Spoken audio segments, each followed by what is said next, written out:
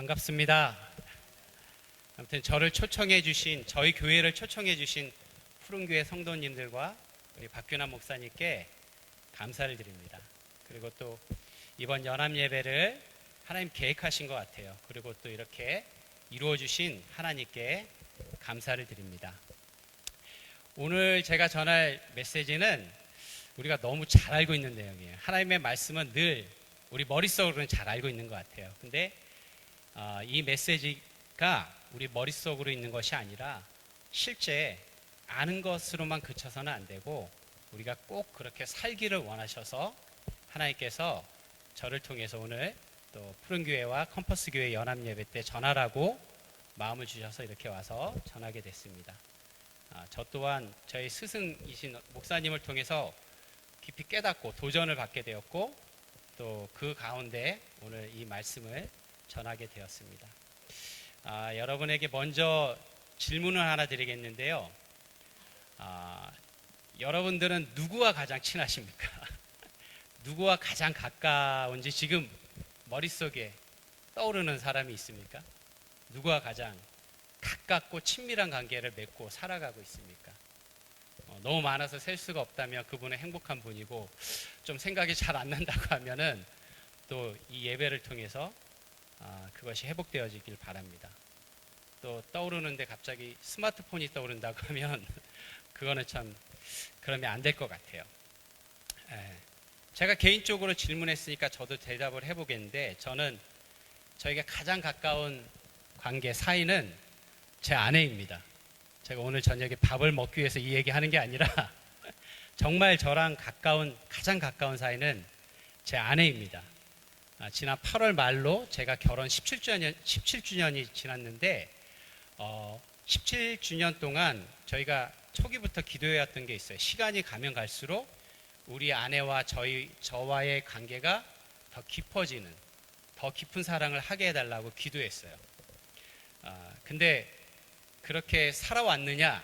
주님의 은혜로 살아왔지만 제가 17년 동안 우리 아내와 가장 가까운 사이였다라고 이렇게 돌아보면 장담할 수는 없었던 것 같아요. 왜냐하면 분명히 한 집에 거주하면서 가장 많은 시간을 보내고 가장 가까운 곳에서 살았어요.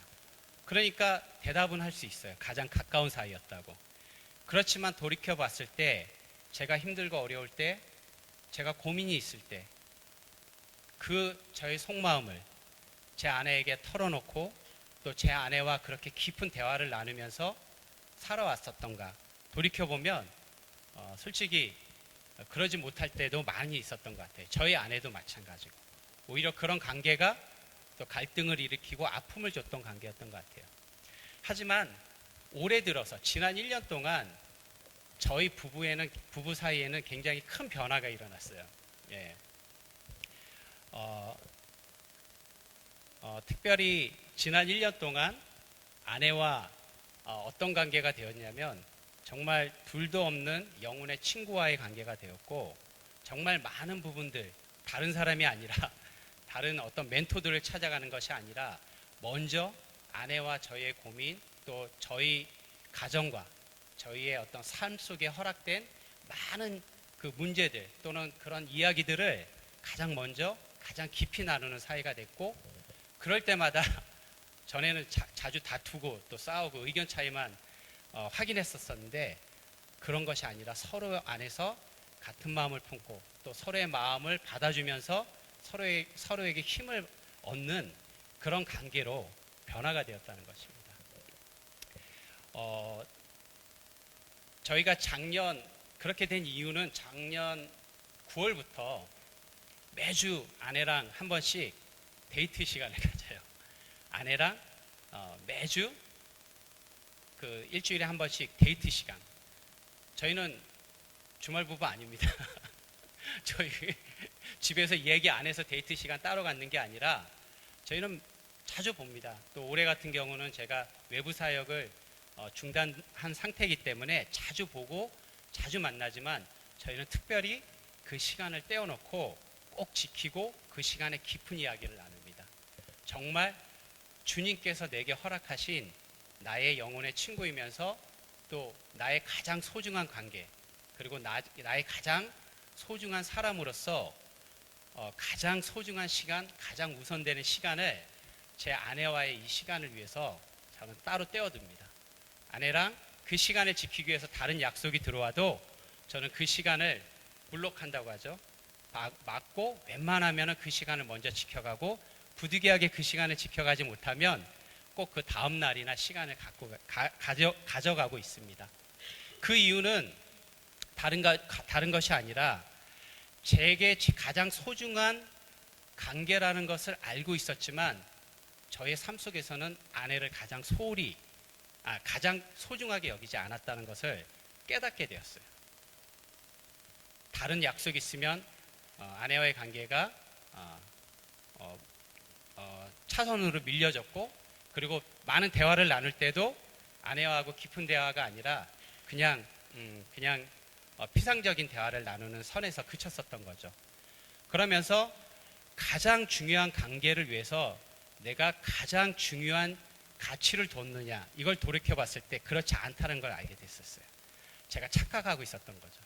물리적으로 가장 가까운 거리에 있었다고 저는 아내와 가장 가깝다라고 생각했었던 거죠. 하지만 저희들 안에 거리가 있었고 또 갈등이 있었고, 그리고 아내하고 가까이 가는 그 시간을 통해서 서로에게 힘을 얻는 것이 아니라 그냥 일상적으로 지나는, 그래서 또 서로에게 상처를 주는 그런 과정들이 많이 있었다는 거죠. 데이트를 할 때마다 저희는 굉장히 깊은 이야기를 나눠요. 서로 기도를 시작하고 마실 때 기도를 끝나고 굉장히 재미있고 다양한 얘기도 하고 서로의 속마음도 이야기를 해요. 하나님 안에서 이 보장된 시간, 그러면서 서로를 더 깊이 알아가요. 그러면서 우리 아내에 대해서 17년 동안 살아왔지만 우리 아내가 이런 마음을 갖고 있었고 이런 사람이었구나를 또 깨달아가는 시간들을 갖게 되었다는 거죠. 이런 행복에 대해서는 우리가 지난 1년 동안 정말 많이 누리고 있는 행복이에요. 우리 교인들한테도 얘기하고 다른 사람들한테도 이야기를 해요. 자랑하려고 얘기하는 게 아니라 정말 그 시간이 주는 유익이 크고 정말 그 시간이 행복하기 때문에. 근데 이 행복은 누구만 하냐면 저랑 우리 아내만 알아요. 다른 사람한테 얘기해도 이게 와닿지가 않아요. 근데 저희 부부는 그 행복을 아니까 아이들한테 너희들 집에서 시간 보내라. 엄마 아빠 데이트하러 간다. 그리고 아이들은 하나님께 맡기고 그 시간을 우리 부부가 지키려고 노력하고 있다는 거죠. 우리는 그 행복을 경험했기 때문에 그 행복이 어떤 것인지를 알고 그것을 뺏기질 않아요. 뺏기지 않으려고 노력하고, 그리고 그것을 위해서 우리가 할 수 있는 많은 노력들을 해가고 있어요.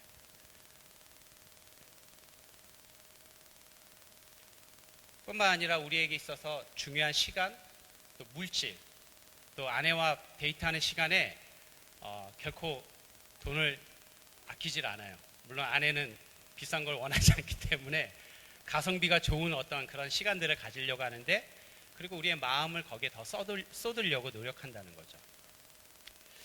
근데 올해 실질적으로 우리 가정이 겪었던 상황은 아이러니하게도 굉장히 쉽지 않은 상황이었어요. 하나님께서 올해 우리에게 요구하신 상황은 광야를 걷는 상황으로 우리를 광야로 내모셨어요. 그리고 철저하게 광야에서 하나님만 의지하는 삶을 살게 하셨다는 거죠.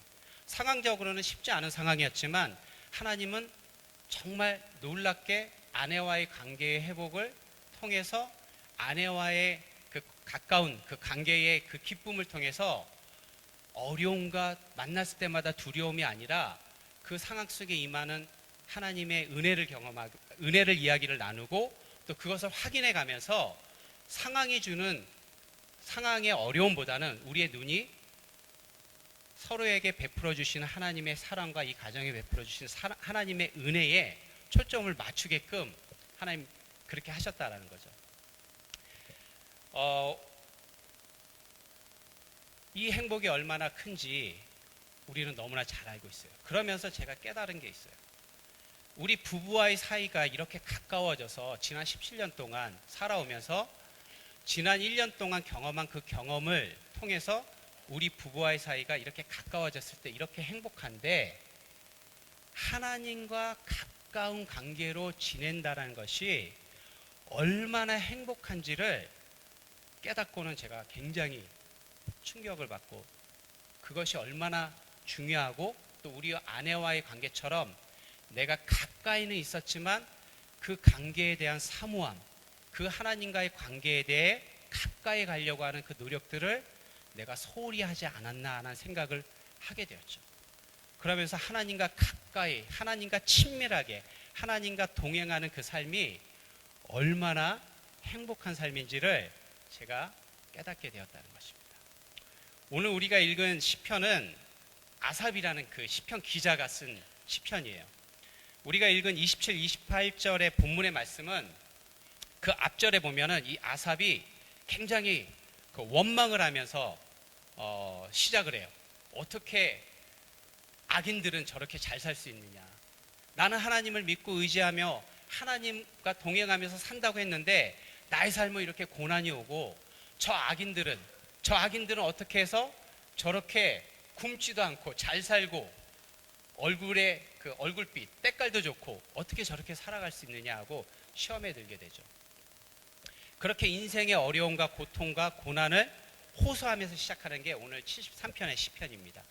근데 그 막판에 시편 기자가 고백하는 그 고백은 완전히 다르게 되죠. 우리가 읽은 본문은 아까 개역개정 성경으로 이렇게 돼 있죠. 무릇 주를 멀리하는 자는 망하리니 음녀같이 주를 떠난 자를 주께서 다 멸하셨나이다. 하나님께 가까이함이 내게 복이라. 내가 주 여호와를 나의 피난처로 삼아 주의 모든 행적을 전파하리라 라고 얘기하고 있어요. 새번역 성경으로 보면은 이렇게 나와 있어요. 하나님께 가까이 있는 것이 나에게 복이니 내가 주 하나님을 나의 피난처로 삼고 주님께서 이루신 모든 일을 전파하렵니다 라고 고백하고 있다는 거죠.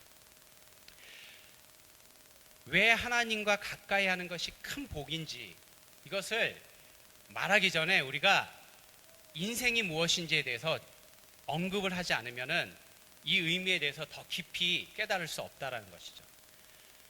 인생의 전반부, 이 시편의 전반부에서는 이 아삽이라는 시편의 기자가 고백하는 것은 이해할 수 없는 인생, 내가 도저히 깨달아 갈 수 없는 이 인생의 아이러니와 고난과 어려움 앞에서 울부짖는 그 부르짖음의 그 고백이 이 앞에 나오고 있죠. 이것처럼 성경 곳곳에 인생에 대해서 이렇게 이야기를 하고 있어요. 특별히 시편 90편에 모세가 이렇게 얘기하죠. 우리의 연수가 70이요 강건하면 80이요 80이라도 그 연수의 자랑은 수고와 슬픔뿐이다. 우리가 오래 산들 그것이 중요한 게 아니라 인생은 수고와 슬픔뿐이다 라고 이야기하고 있다는 거예요.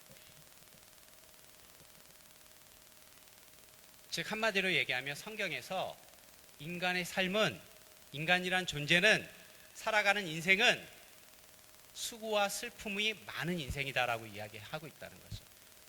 여기서 인생을 많이 사신 어르신들도 있고 많은 분들이 있겠지만 우리가 그것을 잘 알고 있을 겁니다. 그리고 그것을 인정해야 된다는 거죠. 모세는 하나님의 친구라고 얘기했어요. 내 마음에 합한 자라고 얘기했어요. 모세는 하나님과 직접 대면한 자였어요. 근데 그 모세가 고백한 게 인생의 연수의 자랑은 수고와 슬픔뿐이다라고 얘기하고 있어요. 모세뿐만 아니라 그 어떤 누구라도 인생은 수고와 슬픔뿐인 인생에서 자유로울 수가 없다라는 거죠. 그리고 그리스도인, 하나님의 자녀도 마찬가지라는 거예요. 우리는 그 인생을 살아가도록 이 땅에 보냄을 받았고 그 인생 가운데 살아가도록 부름을 받은 자가 바로 우리 인간이며 하나님의 자녀라는 거예요. 그 인생 가운데 이 수고와 슬픔뿐인 이 인생이 왜 오게 됐냐면 우리가 잘 알고 있는 것처럼 창세기 3장에 보면은 에덴 동산에서 하나님과 교제하며 살아가도록 지어진 인간이 죄로 말미암아 타락을 하게 되죠. 즉 죄가 들어옴으로 인해서 하나님과의 관계가 끊겨지고 그 인간은 하나님과 에덴 동산에서 사는 것이 아니라 죄로 인해서 쫓겨나게 되죠. 그러면서 뭐라고 하냐면 너희가 수고하여야, 흙을 통해서 수고하여야, 땀을 흘려야 너희가 나단을 먹을 수 있다. 먹을 것을 먹을 수 있는 인생으로 바뀌게 된 거예요. 즉 하나님께서 주어지는 것을 공급받는 인생에서 수고하면서 살아가는 인생으로 바뀌었다는 거죠. 그런 의미에서 우리가 보면은 왜 인생이 수고로운가라는 질문에 대해서는 질문할 필요가 없어요. 왜냐하면 그것이 인생이고 그 인생을 살아가는 것이 우리의 삶이라는 거죠. 그래서 사람들은 수고롭지 않고 슬프지 않게 해서 많은 노력들을 하고 열심히 일을 하죠. 돈을 많이 벌고 뭔가 내 삶을 안정적인 것을 채워가려고 하지만 결국은 잠시뿐이에요. 또다시 오는 인생의 수고와 슬픔, 또 인생의 그 고난 앞에서 우리는 힘들어할 수밖에 없는 거죠. 왜 나만 이렇게 힘들게 살지라고 말하지 말라고 성경은 이야기하고 있어요. 왜냐하면 모두가 그렇게 사는 거예요. 난 누구라고 힘들지 않고 어려움 없는 인생을 살려고 하나라고 질문을 바꾸라고 얘기하고 있어요. 근데 중요한 것은 성경에서는 그런 수고로운 인생들에게 하나님은 찾아오셨다는 거예요. 그런 수고로운 인생길을 살아가는 자들에게 하나님께서는 수고로운 인생으로만 살라고 수고와 슬픔뿐인 인생을 사는 것이 하나님께서 우리에게 향하신 목적이 아니라고 얘기를 하고 있어요. 그러면서 그 길을 제시하고 있다는 거죠. 우리가 아까 얘기한 것처럼 아담과 하와가 창세기 3장 17절에서 죄를 범함으로 타락해서 에덴 동산에서 쫓겨났죠. 근데 하나님께서 쫓겨나고 그냥 버려둔 것이 아니었어요. 죄로 인해서 쫓겨났지만 그곳에 찾아오셨어요. 그리고 하나님께서 우리가 알고 있는 것처럼 가죽 옷을 지어서 입혀주시면서 하나님께서 그들을 보호하시죠. 옷이라는 것은 우리가 알고 있는 것처럼 보호와 돌봄을 의미합니다.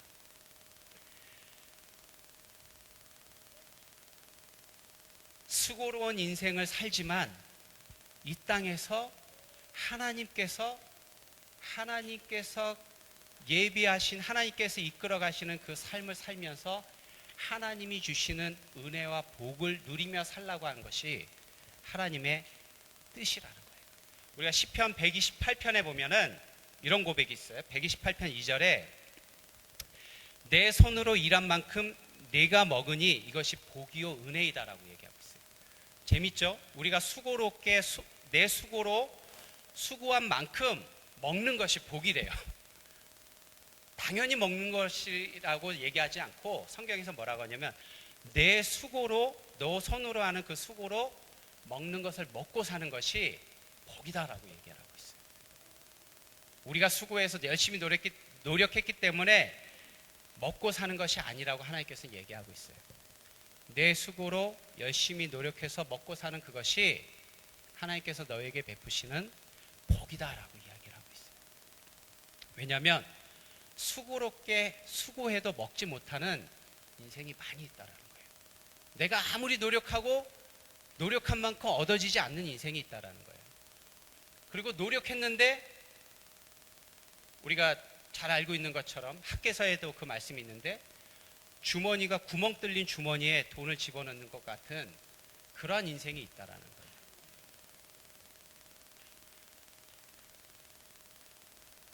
대표적인 예가 창세기 4장에 아담의 아들인 가인이 아벨을 죽이고 난 후에 이런 표현이 있어요. 네가 밭을 갈아도 이 땅이 이제는 너에게 효력을 더 나타내지 않을 것이다. 너는 이 땅 위에서 쉬지도 못하고 떠돌아다니게 될 것이다 라고 얘기하고 있어요. 우리가 수고한 손으로 우리가 열심히 노력한 만큼 먹고 살고 또 이 땅에서 하나님 주신 은혜 가운데 살아가는 그 자체가 복이라는 거죠.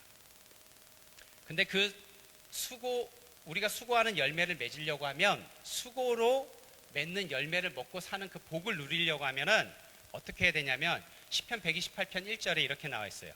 주님을 경외하며 주님의 명에 따라 사는 사람은 그 어느 누구나 복을 받는다라고 얘기하고 있어요. 그러면서 아까 이야기한 대로 내가 손으로 수고하는 것을 먹고 사는 것이 복이다라고 이야기하고 있죠. 하나님은 우리에게 정확하신 분입니다. 비록 인생의 본질은 수고와 슬픔뿐이지만 유한하고 결국 흙으로 돌아가는 인생이지만 하나님께서는 그 수고로운 인생을 행복한 인생으로, 그리고 이 땅 가운데서 그 누구도 경험해 보지 못하는 복된 삶을 살아가라고 우리를 부르셨다는 거예요. 그것이 하나님께서 우리에게 베푸시고자 하시는 복이라는 거죠. 그렇게 하려고 하면 어떻게 해야 되느냐? 우리가 금방 읽었던 것처럼 하나님을 경외하며 하나님의 말씀에 따라 사는 삶, 그리고 우리가 오늘 본문에 읽었던 28절에 나오는 것처럼 하나님을 가까이 하는 삶을 살아가야 된다라고 이야기하고 있어요. 하나님을 가까이 하는 삶. 아까 제가 잠깐 우리 아내와의 관계를 얘기했지만 저는 17년 동안 살면서 지난 1년 동안 아내가 새로워요. 우리 아내의 피부는 더 이렇게 조금 더 노화됐고, 요즘은 조금 살쪘다고 걱정하고, 분명히 처음 만났을 때보다는 겉모습은 더 이렇게 나이 들어가는 모습이지만, 저는 요즘에 우리 아내에게 느끼는 그 아내의 모습은, 아내와의 관계 속에서 느끼는 그 사랑은 너무나 새로워요. 근데 제가 아내랑 안 산 게 아니에요. 똑같이 16년 동안, 그 이전 16년 동안 아내와 한 집에서 살았어요. 근데 하나님, 그 아내와 가까이 한다는 것, 또 친밀한 관계를 유지하기 위해서 노력을 하지 않았다는 것을 알고는 그것을 회복하기 위해서 가장 중요한 관계에 가장 우선순위에 가치를 두고 또 저의 삶을 두고 나서부터 아내와의 관계가 바뀌었는데, 그 관계가 이 어려운 시기를 겪어가는 데 있어서 어떤 다른 돈으로도 살 수 없는 큰 힘을 공급받았다는 거예요. 우리 부부만이 알아요. 우리 부부만이. 그런 것처럼 하나님과 가까이 하는 삶은 아내와 가까이 하는 삶에서 얻는 그 힘과 그 은혜와 복과는 비교할 수 없는 복이라는 거죠. 하나님과 가까이 하는 삶을 살아간다는 것이 구체적으로 무엇일까? 그것을 좀 나눠봤으면 좋겠는데, 세 가지 노력이 필요하다고 이야기를 하고 있어요, 성경에서. 첫 번째는 뭐냐면, 여러분 인생에 주님은 가까이 계시지만, 제 아내가 저와 가까이 있었지만 제가 제 아내를 더 가까이 제 인생에 초청하지 않았었어요. 분명히 가까이 있기 때문에 제가 착각하며 살았어요. 아내랑 난 가깝지, 친밀하지, 가장 사랑하는 관계지. 하지만 제가 인생의 깊은 고민과 고난에 있을 때 아내에게 나가지 못했어요. 그랬던 것처럼 저희가 착각할 수 있는 게, 하나님께 예배를 드리고 우리가 그리스도인이고 예배 행위와 신앙생활을 한다는 이유 때문에, 기독교인이란 이유 때문에 하나님과 가깝다라는 그 착각에서 벗어나야 된다. 성경에 보면 그런 사람들이 너무 많이 나와요. 심지어는 하나님께 특별히 택함을 받은 자도 자기가 이루온 것에 또 배가 부르고 자기의 능력이나 자기가 갖춘 것 또는 고난으로 인해서 힘들어지니까 옆에 계신 하나님을 찾지 아니하고 다른 것을 찾으면서 살아왔던 인생들이 너무나 많다는 거예요. 하나님과 가까워지려고 하면은 가까이 계시는 하나님을 초청해야 돼요. 그 하나님과 늘 동행해야 돼요. 제 아내와 가까이 있었지만 제 아내와 가까워지고 아내와 더 깊이 인생길을 걸어가기 위해서 노력하려고 했던, 동행하려고 했던 그 노력이 필요한 것처럼 우리에게도 반드시 가까이 계시는 하나님과 그 마음을 깊이 경험할 수 있도록 하나님을 초청해야 된다는 거죠. 오늘 읽은 23절에 10편 73편 23절에 이런 표현이 나와요. 저희가 세번역 성경으로 보기 때문에 세번역 성경으로 제가 읽어드릴게요. 그러나 나는, 그 앞에 쭉 그 원망을 해요. 어떻게 삶이 이럴 수 있느냐, 내가 실족하겠다, 이렇게 하나님께 원망을 하다가 이런 고백을 해요. 그러나 나는 늘 주님과 함께 있으므로 주님께서 내 오른손을 붙잡아 주십니다. 이건 뭐냐면, 절망 가운데 계속 빠졌지만 다시 이 시편 기자는 주님께로 가까이 가고 그 절망 속에 있는 자기 인생에 주님을 끌어들여요. 그리고 그 주님의 손이 자기를 붙잡고 있다는 것을 고백을 하게 되는 거죠. Always, 이 사람이 항상 고백하는 건 늘 주님과 함께 있다. Always, 어떤 상황에서도. 은혜 가운데 있을 때만이 아니라 어떤 상황에 있을지라도 주님과 함께 있겠다라는 그 고백을 하게 되는 거죠.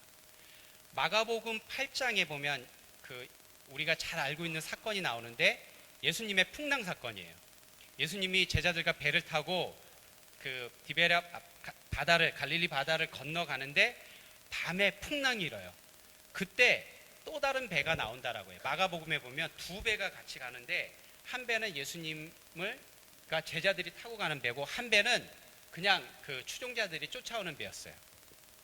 근데 그날 풍랑이 일어요. 엄청난 태풍과 같은 풍랑이 일는데 그 두 배의 반응이 달라요. 모두 흔들려요. 예수님과 함께 가는 배, 제자들이 예수님과 함께 가지만 제자들의 배는 그 풍랑에서 자유로웠다 이런 말이 안 나와요. 똑같이 태풍이 일고 풍랑이 일면은 그 풍랑으로 배가 흔들리고 큰 위기 가운데 빠진다는 거죠. 두 배 다 흔들려요. 근데 그런 풍랑 가운데 보이는 반응이 달라요. 한 배는 어부들이에요. 이 배도 제자들이지만 다른 배들도 어부들이에요. 그들은 바다에 대한 경험이 많아요. 풍랑이 일 때 어떻게 조치해야 된다는 걸 알아요. 그들은 자기네들의 경험을 가지고 자기 힘으로 물을 퍼내면서 그 일을 하는 사람들이에요. 자기의 문제를 자기 스스로 해결해보고 그것을 하려고 하는 사람들이에요. 그리고 또 한 배에는 예수님의 제자들이 있어요. 거기서도 두 부류의 사람들이 있어요. 한 부류는 똑같이 어부들 자신들의 경험을 갖고 배에 들어온 물을 퍼내고 바람을 안정시키려고 노력하는 부류가 있고, 다른 한 부류는 달려와서 달려오지도 않죠. 각각 작은 배니까 예수님에게로 와서 예수님을 깨우는 부류가 있어요. 우리가 풍랑이 일 때, 똑같이 풍랑을 맞을 때 두 부류의 인생이 있다는 거죠. 첫 번째 인생은 자기 힘으로 물을 퍼내는 인생이에요. 예수님이 가까이 계신데도. 또 한 부류는 예수님께로 달려와서 예수님을 깨우는 인생이에요. 우리가 착각하고 있는 것은 뭐냐면, 어려움이 오더라도 어려움에 대해서 스스로 극복하고 어려움에 흔들리지 않고 그리고 자기 의지와 신념으로 그 어려움을 극복하려고 하는 사람들이 믿음이 좋은 사람으로 알고 있어요. 어려움이 올 때마다 울고 하나님께 매달리고 어려움이 올 때마다 하나님 살려달라고 하는 부류가 있어요. 어떤 부류의 사람이 더 행복한 삶을 살 수 있을까요? 어떤 사람이 더 믿음이 좋은 것일까요? 오늘 말씀에 보면은 주님을 찾는 자예요. 울면서 주님, 주님, 주님, 어떻게 합니까? 어떻게 합니까? 주님 도와주십시오, 도와주십시오. 그런 자가 훨씬 더 믿음이 좋은 자예요. 고난이 오고 어려움이 올 때마다 인생을 자기 힘으로 살아가려고 하는 사람들은 절대 주님을 의지하지 않아요. 그런 자들은 큰 어려움 앞에서 무너지고 넘어지게 돼 있다는 거죠.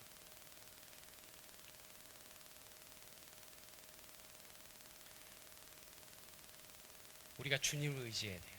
그러려고 하면 우리의 인생이라는 배에 주님을 초청해야 돼요. 아까 시편 기자가 고백했던 것처럼 우리가 살아가는 삶 속에 always, 늘 주님과 함께 있는 그 삶을 살기 위해서 우리가 주님을 수시로 우리 인생에 초청해야 돼요. 그리고 그 주님과 동행해 가야 돼요.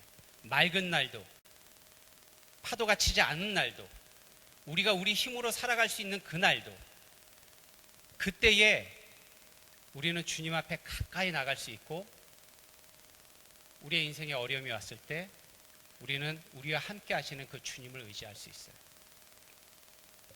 그렇지 않으면 인생의 어려움 앞에 절대 주님을 의지하지 않아요. 다른 것을 찾아요. 사람을 찾거나 내 경험과 내 능력과 내가 문제를 풀 수 있는 그런 것들을 의지하게 된다는 거죠.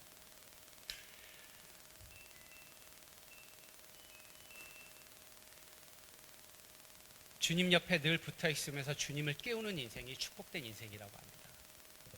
주님, 우리 인생이란 배에 예수님을 늘 동행하면서 예수님을 모셔야 된다는 거죠.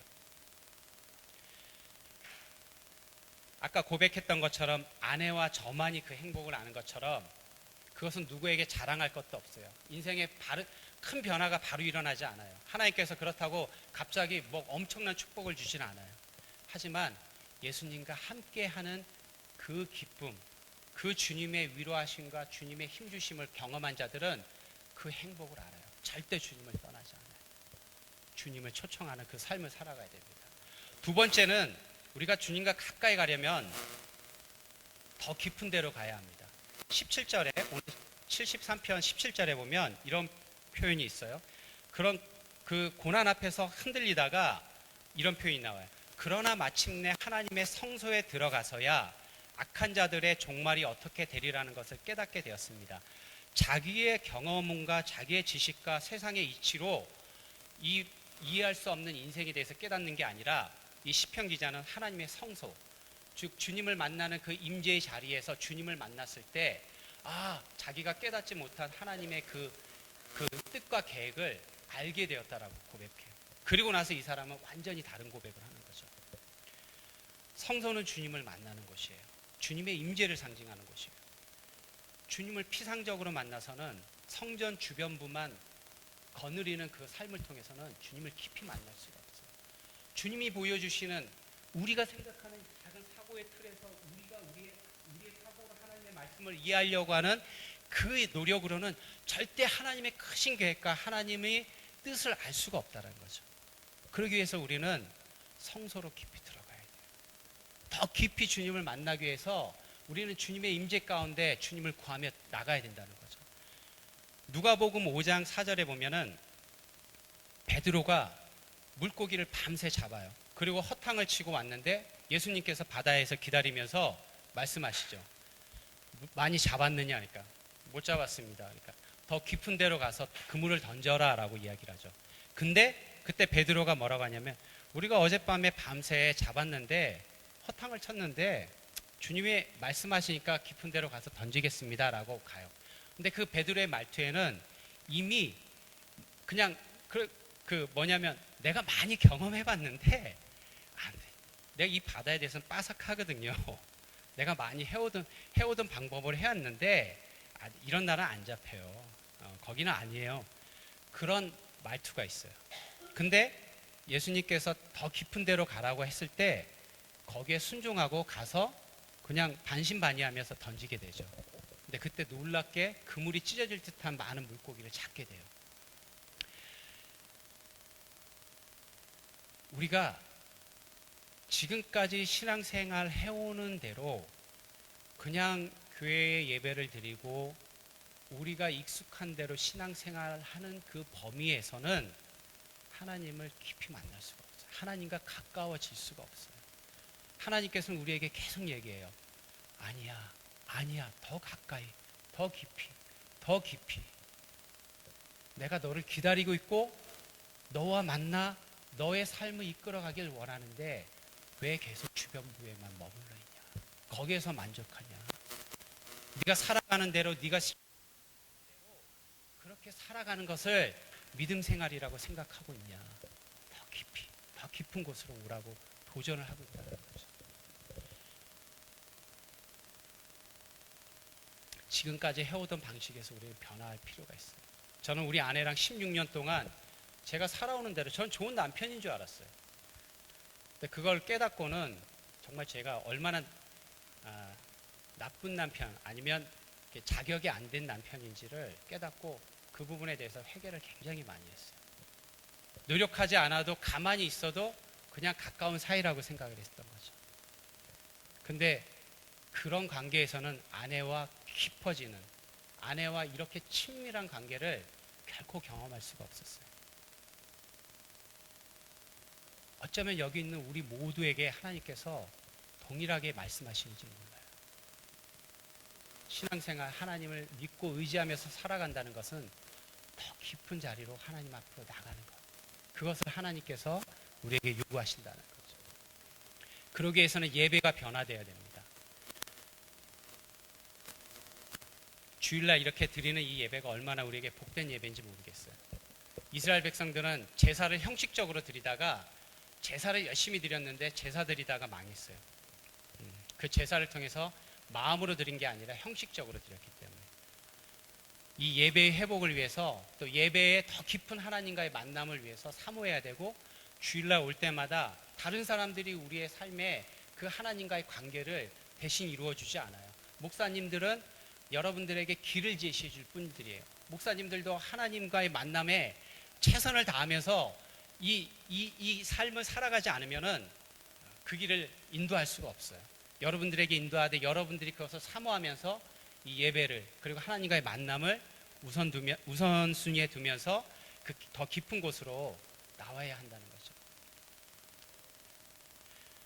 세 번째는 마지막으로 뜻을 정해야 합니다. 뜻을 정해야 한다는 것은 결단해야 된다는 거죠. 오늘 26절에 보면은 이런 말씀이 나와요.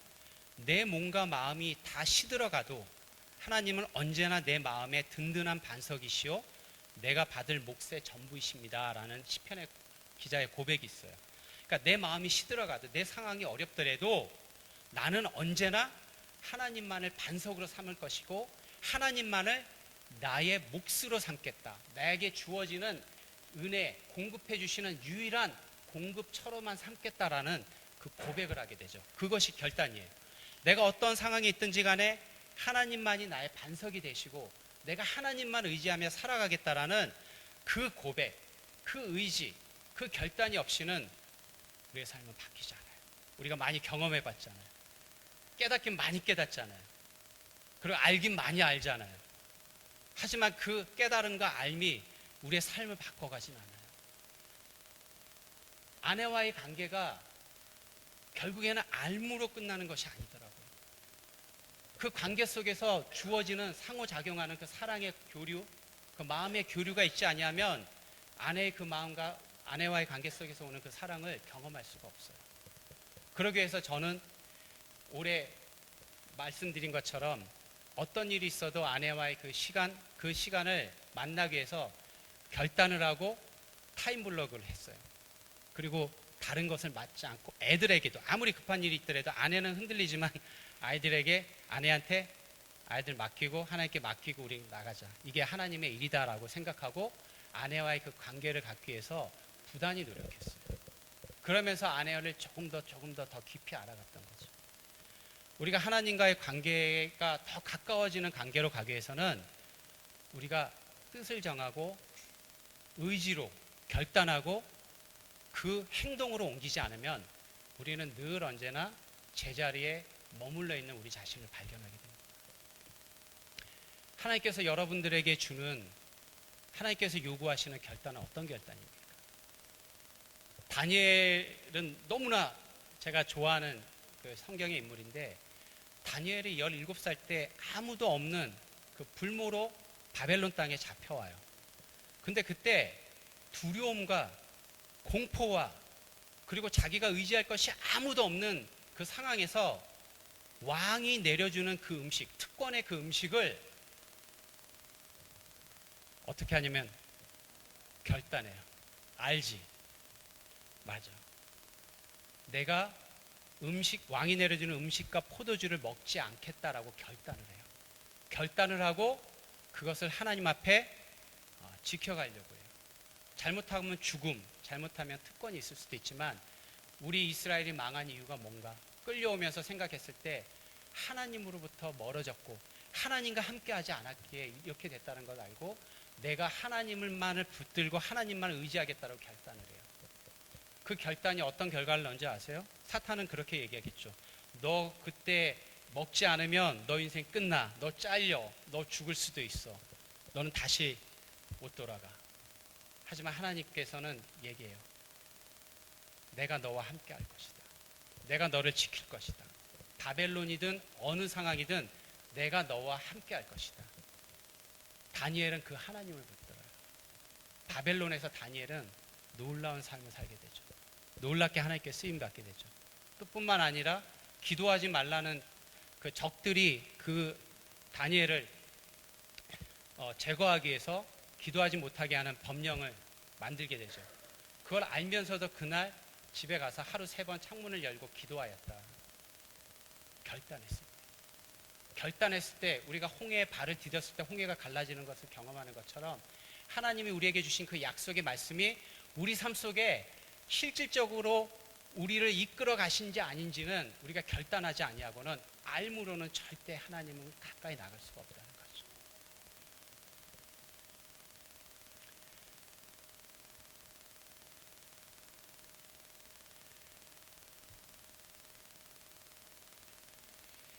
뜻을 정해서 하나님께 더 가까이 나가면 주님께서는 우리에게 새로운 인생을 허락해 주십니다. 자꾸 제 아내와의 얘기를 해서 정말 미안한데 저와 아내와의 관계는 놀라운 변화를 갖게 됐어요. 그 변화가 저희 가정의 변화를 일으켰고 저희 가정의 변화가 우리 아이들의 삶이나 아이들과의 관계의 변화를 가져왔어요. 뿐만 아니라 저의 사역이나 제 삶과 가족의 모든 부분에 영향을 미치고 있었어요.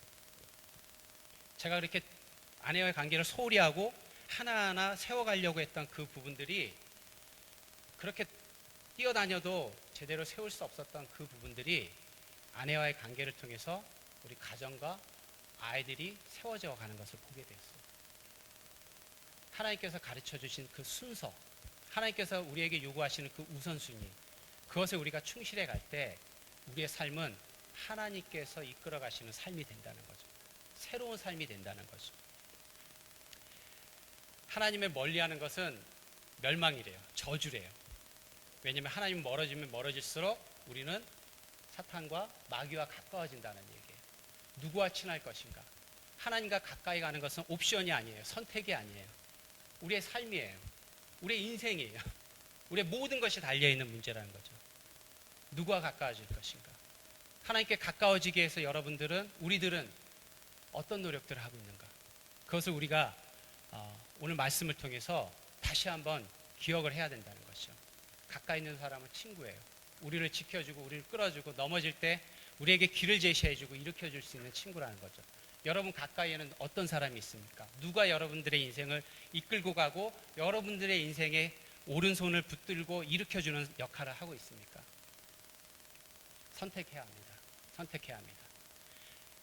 하나님께서 오늘 우리에게 주신 말씀 마지막으로 읽고 말씀을 마치도록 하겠습니다. 제가 세번역인데 세번역 성경으로 읽어드릴게요. 주님을 멀리하는 사람은 망할 것입니다. 주님 앞에서 정절을 벌이는 사람은 주님께서 멸하실 것입니다. 하나님께 가까이 있는 것이 나에게 복이니 내가 주 하나님을 나의 피난처로 삼고 주님께서 이루신 모든 일을 전파하렵니다. 하나님과 가까이 지냄으로 복된 인생을 살고 이 어두운 시대를 소망 없이 살아가는 많은 영혼들에게 빛과 소망을 전하는 푸른교회와 또 컴퍼스교회 성도들이 되시기를 주님의 이름으로 축원합니다. 기도하겠습니다.